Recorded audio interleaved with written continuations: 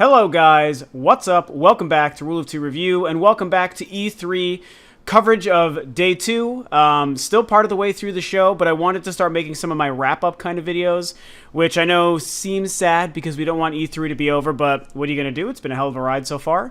So what I'm going to do is discuss my 5 favorite games of show. Now, I haven't quite gotten to an exclusive video review of Sony's conference or of Bethesda's conference, which is too bad because I really wanted to talk about those two conferences, uniquely. However, I don't think I'm going to have the time to get to be able to do that, which really stinks. So what I do is when I wrap up the entire show, I'm going to make a video discussing all of E3 2015, what I thought of the show as a whole, and also kind of give a grade to everybody. I'm going to have to spend a little bit more time on Sony so I can give a good, thorough review of those guys, because there's a lot that I want to talk about when it comes to Sony. So look forward to that video, hopefully tomorrow, and it's probably going to be a lengthy one, but yeah, that's what are you going to do? I didn't get a chance to make a video about them, and that's just unfortunate. But I was really excited to put this together, my 5 favorite games of show, which are based mostly off of their reveals, their presence at the press conference, and a little bit out of some of the live stream demos and presentations we've seen after the press conferences. But that's really where I'm pulling all this information and my decisions from, are the press conferences, which does include Nintendo's digital event, which I still consider their version of a press conference, Pretty tough. There was a lot of great games this year, I'm going to give the one caveat before I get started. Dark Souls 3 would have been almost at the top of this list. It definitely would have made my top 5 were to we have seen more actual gameplay, and the fact that they didn't show us any true gameplay is why it did make this list. You'll realize that you're going to realize from all 3 games that are included on this list that gameplay was a huge part of what we've seen from these games at E3. Both, either at the press conference or in the demos afterwards, whereas Dark Souls doesn't have any gameplay presentations or anything happening. So as much as I know it's going to be amazing, and it's probably like a top, 2 or 3 game on this list for me, I'm not including it for that reason, but I did want to give it a shout out because I am that excited for it. And in any other circumstance, it would have made this list easily, but it didn't get to, unfortunately. So we're going to start off with number 5. Number 5 I'm excited about because it's regrettable that I have to admit this, but it's the only new IP on this list. We're not surprised. That's the world we live in. Sequels and franchises and series, they take up the bulk of the media and the coverage, and that's, we get excited about them, myself as well. But this is the only brand new fresh IP on the list. That is going to be Unravel, which was presented at Electronic Arts' conference, and man, it looks so good. It is my kind of game. It is very, very much just a beautiful platformer with a unique twist. I talked about it a little bit when I reviewed EA's conference, where you're watching the trailer right now below me, and you have this cute little yarn-created creature, this little guy. His name is Yarny, which is flippin' adorable. I don't care who you are or how tough you are. That shit's adorable. So you play as Yarny, and you're traveling through the world, like you almost, it has a feel of like The Littles, if remember the show The Littles. It's a very old 80s cartoon show. I don't even know why I'm talking to the internet in 2015 about it, because I'm sure nobody knows it. But it was a really cool show where it's just small people in a big world, and which is also very similar to Little Big Planet, which this game is reminiscent of. Not to mention other games like Kirby's Epic Yarn and Yoshi's Woolly World, which I think is funny because the guy who was running EA's conference said, "Oh, it's a game like you've never seen before," and it's like, really? Pretty sure that's not true. But what are you gonna do? So you play as this guy. It's a big world. He's you're going through the woods and grass and yards and water, and then he's on the street and cars are running over him. And I was like, wow, that is so cool. It's beautiful, which is nice.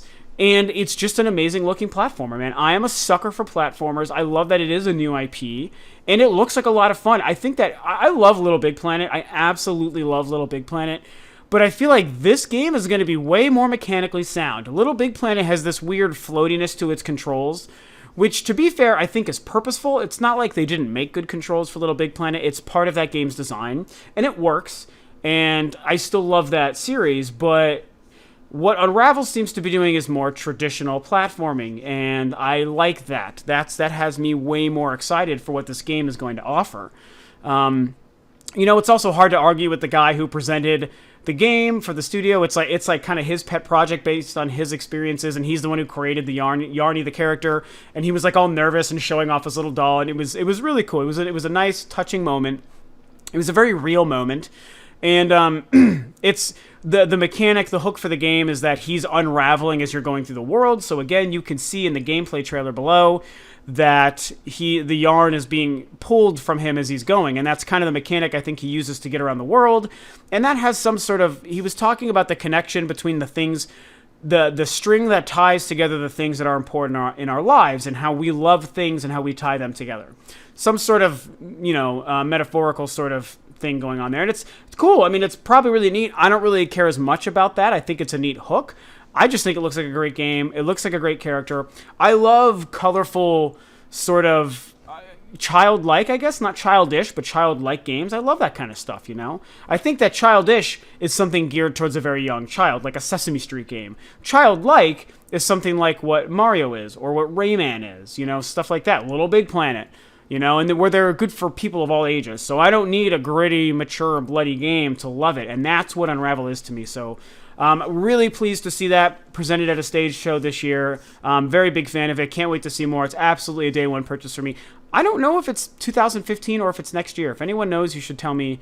I'll look that up too, but I hope it's this year. I really hope it's this year. So definitely a game that I'm very excited for. Moving on to number 4 is a game that was very close to making it much higher on this list, but ultimately it ended up at 4. That is Star Wars Battlefront 3. Now, Battlefront 3, I've gone through a love-hate relationship with, just like a lot of people did when it was first revealed at Star Wars Celebration 2 months ago or so. Again, as the hugest Star Wars fan in the world, and I'm not just saying it because it's a thing people say, like I really mean it. Really, really mean it. It's tattooed on my body. I follow all 6 films, Lucasfilm, the new trilogy, Expanded Universe, the new canon. I'm reading the new novels to get enveloped in that new canon. Star Wars means a lot to me, and I really care about the mythos of the universe and the pathos of the characters and that Skywalker family name. It means a lot. So when Battlefront 3 was coming, I was very excited. And the reveal was a little bit weird, and they've said a lot of things that we don't like. And this year quelled a lot of fears, but not all of them, which is why it's not higher on this list, even though I'm a huge fan. It's just what they did this year, and why I did make this list, and I'm finally excited for this game again, is they just showed a bunch of gameplay, and it looks great. Not only is it visually impressive as hell, it's one of the best looking games we've seen at the show so far. I'd say it's one of the only next-gen looking games we've seen, period. So that game looks amazing, but it also just looks like it plays great. A lot of action. It's very fluid. It was running at 60 frames per second in the trailers, the gameplay, and it looked awesome. It's huge worlds, it's huge battlefields. The gameplay you're watching now below me is what was shown at EA's conference because it was more expansive, and that was the stuff that was shown on Hoth. And I discussed in EA's review that I did how it's like, okay, you showed frickin' Hoth, like, duh, you were gonna show Hoth. So I'm kind of disappointed in that because it was an easy thing. I would have liked to see something more new and unique. On Sony's stage, they did show more Battlefront gameplay, and they had some stuff on a couple different locations, and that all looked so great. But I just wanted to show EA stuff because there was more that they actually showed about it. So it's what I do like too is this is one of the fears that they did quell is they've only talked about or confirmed. They've only talked about like 4 maps initially at launch, but the word is that there's 12 that are going to be launching with the game. That's a lot of content to me. 12 maps in a Star Wars Battlefront game, especially a next-gen one where the maps are going to be gigantic. I'm okay with that. That sounds perfect to me. That's what we need. And it just looked great. It sounded great. I talked about this at EA's review too. The sound of Battlefront is so wonderful. I don't love the fact that it's focusing only on the original trilogy and not spending any time on the prequel trilogy because I feel like the mix is what makes Star Wars great. And it's also what made the first 2 Battlefront games great. But this is obviously being made to get people excited for the new trilogy, and the new trilogy is a sequel directly to the original trilogy. It's building off of events that the prequel trilogy put in place, of course, but it's the direct sequel to the original, and it's a direct sequel to Return of the Jedi, so I get that. So we're reminding everyone of our nostalgic feeling of the wonderful original trilogy, the best trilogy ever made, And so that's why I do like hearing it. It's got the aura and the atmosphere of Star Wars. And you hear the TIE fighters, and you hear the blaster noise, and you hear the original trilogy score, and you hear the zooms and the whips and all this stuff. I actually noticed a couple sounds that were from Phantom Menace when those shields went up, those invisible shields, and those little pings as blaster fire is bouncing off of them. That's right out of the Gungan battle in Phantom Menace, which is cool. Which kind of shows that technology still exists so much later in the universe. But, long story short, it looked great. They didn't confirm. I still don't like the fact that they're only focusing on one trilogy, like I said, although I am 100% sure that the first DLC out of the gate, because they basically already said this, is going to feature prequel trilogy locations and weapons and characters. So instead of just making that in one game, they're going to gouge us for more money to get that stuff, whatever, Still, as far as what was showed and how a lot of my worries about that game were fixed and have gone away, and now I'm so excited because I've seen the gameplay. It looked amazing. I'm a super Star Wars super fan. Battlefront 3 looks great. We saw it on 2 different stage shows this year, and it looked great on both. I just can't wait. I love the visuals. I love the feel and the look, and the gameplay looks like it's going to be amazing. I hope they have a lot of classes to pick from, but we're going to have to wait and see on that one. So moving on to number 3 is another game that could have made it higher on this list, but there's a couple issues, despite my massive excitement for it. That is going to be Star Fox Zero. Of course, we know Nintendo. I've had to talk about it already. My favorite company, sadly, did not have a good E3 showing this year. However, they did kick their show off wonderfully with Star Fox. God, I just had tingles watching that whole build-up happen. And the game was finally showed. They've done a bunch of streams and stuff of it, and a lot of gameplay demos.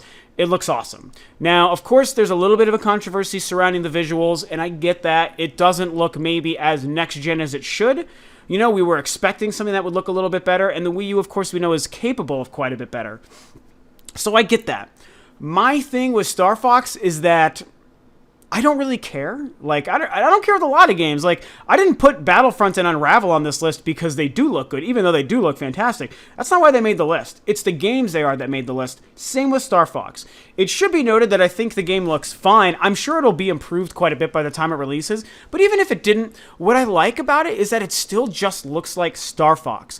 What I love about this game is they're just making it a goddamn Star Fox game. That's all they're doing. No BS. It's got the same look and tone visually of just a good kick-ass Star Fox game.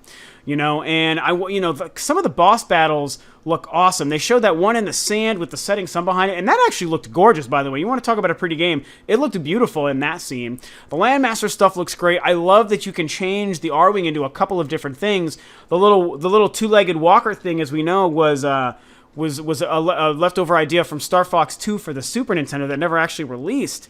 And I just think that they're doing great things. I love what they're doing with the gamepad. I want to try that game so badly. I want this game in my hands. I want to see what it's like to fly an R-Wing like normal, but then also be able to look down and aim in a whole different way with a gamepad in my hand, with a cockpit view in my hand, like I'm actually controlling an R-Wing. That's been my dream for decades since I played the original Star Fox, which made you feel like you were in the cockpit, which in 1990 or 91, whenever that game came out for the Super Nintendo, that was all but impossible, but they made it happen. That's why I still love Star Fox and why this game excites me.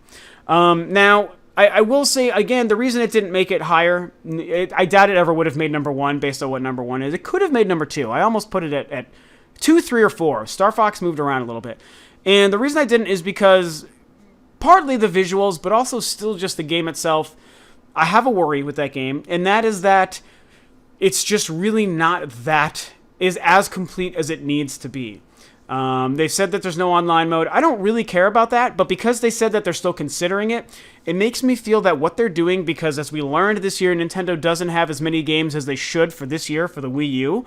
I feel like they're really forcing this game out this year, and they probably showed it even a little bit earlier than normally they would have, or earlier than that game should be shown. But they kind of had no choice. This was a game that they really had to show this year, regardless of what it looked like and the stage that it was in. So I do think it's a testament that even though it looks like it's unfinished, there's not a lot of enemies. It's the couple levels that we've seen are very, very basic. And again, visually, although it looks fine, it doesn't look as good as it should. I think that those are all signs that this game really isn't ready to go. So if it comes out in November, December, we've got 6-7 months to go. That's a good amount of time. It was also revealed some Platinum Studios members are working on that game. That's awesome. They're amazing developers. They're going to help make this game shine. So 6 to 7 months is a long time, but is it enough to change all of those things about this game? I don't know. Maybe they just held back on the content for E3 so that, because they're still working on it, and we are going to get a lot more chaos and more enemies and unique things to do in a better looking game when it releases. I think it's very possible. I believe in Nintendo and Platinum Studios. But I have those couple concerns that it's just not ready yet. So that's why it didn't make it any higher. That being said, it's Star Fox. The return of Star Fox makes me weep with joy. It looks like a Star Fox game. It just looks like it feels like a Star Fox game.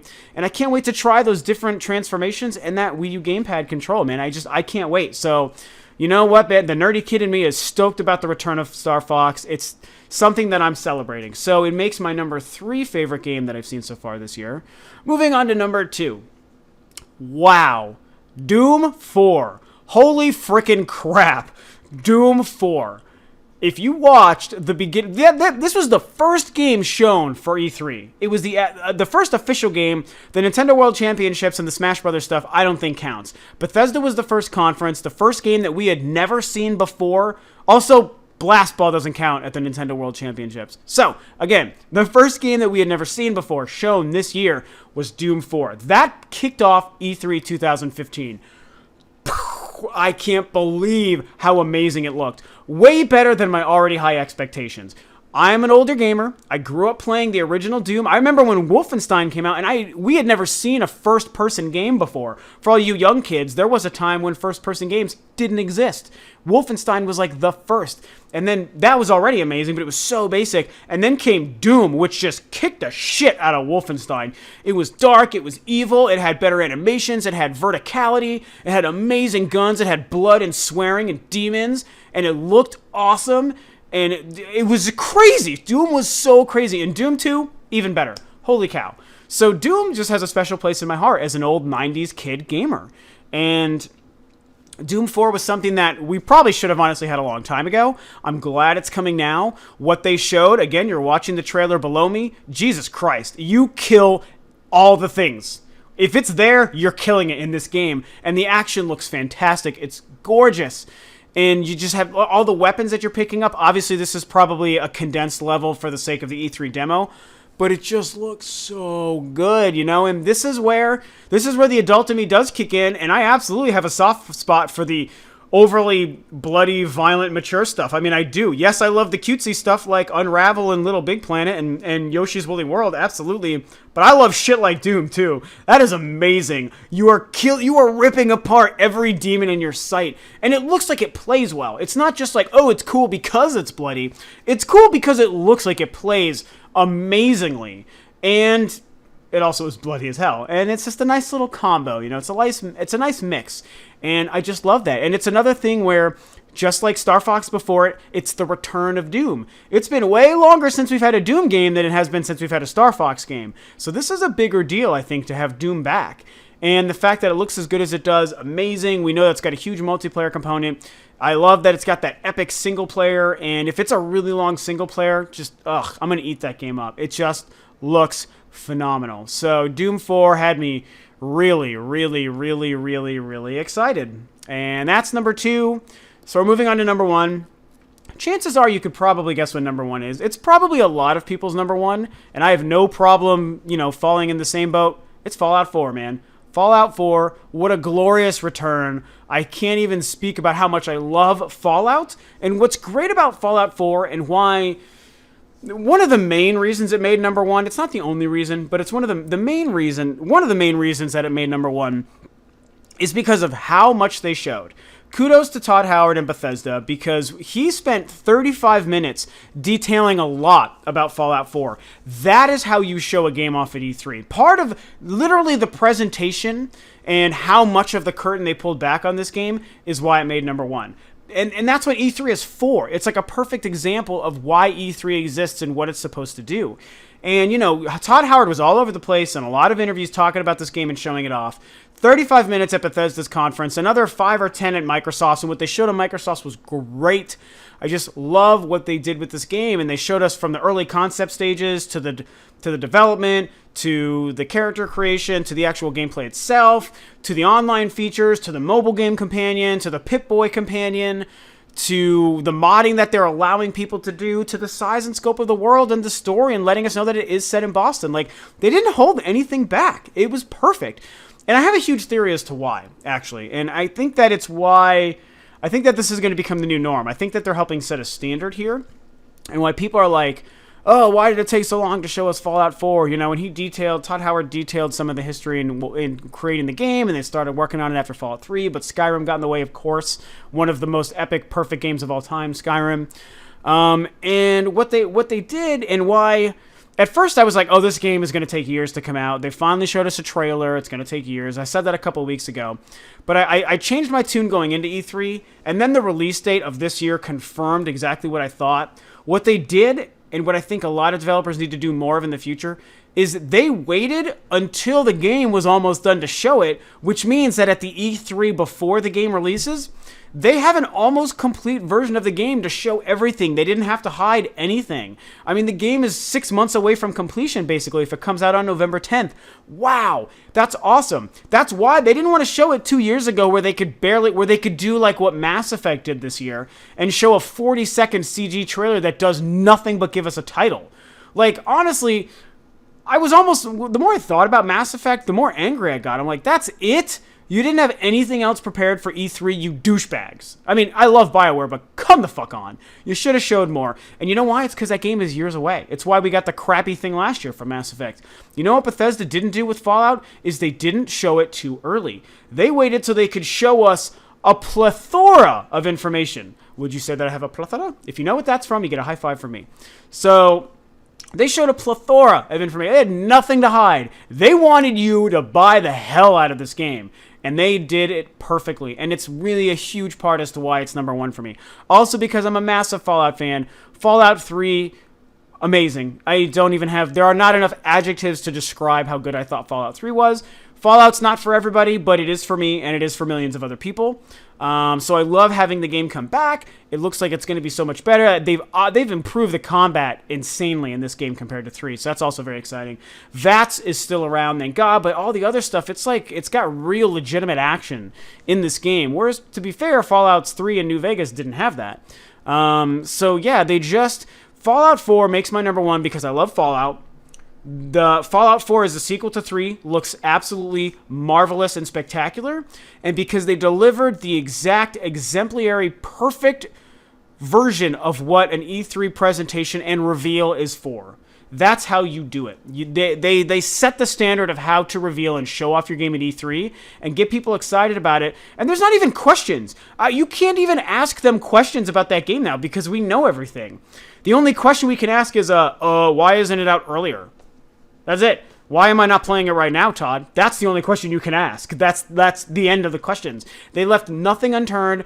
It's just now they're going to give us this game and we're going to experience that world of Fallout and we're going to love it. And they said that the story is still intricately woven into the game and the experience and all the other cool stuff is optional. It's perfectly done. Perfectly handled. Perfect game. Perfect execution. Perfect Fallout. Yes. Thank you, Fallout. Thank you, Bethesda. Thank you, Todd. I love what you guys have done with that game.